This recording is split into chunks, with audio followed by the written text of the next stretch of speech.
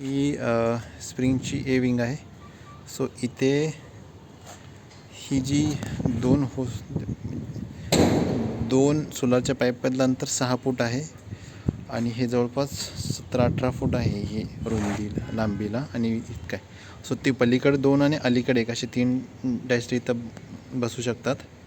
Okay.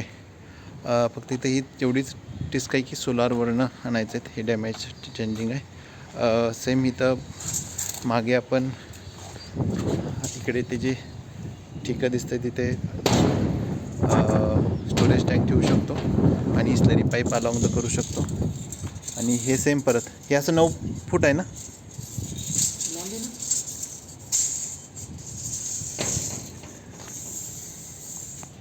ही space रुंदीला 16 फूट आहे, width आहे, विड्थला 9 फूट आहे आणि लांबीला 16 फूट आहे. ठीक आहे. आणि ही तिसरी जागा जी तिथं इथेही 3 डायजेस्टर बसतील. ठीक आहे. हे पण 8 बाय रुंदीला 8 फूट आहे असं आणि हे इकडं असं 16 फूट.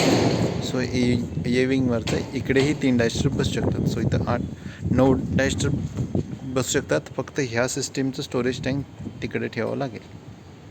ओके. स्प्रिंगची ए विंग.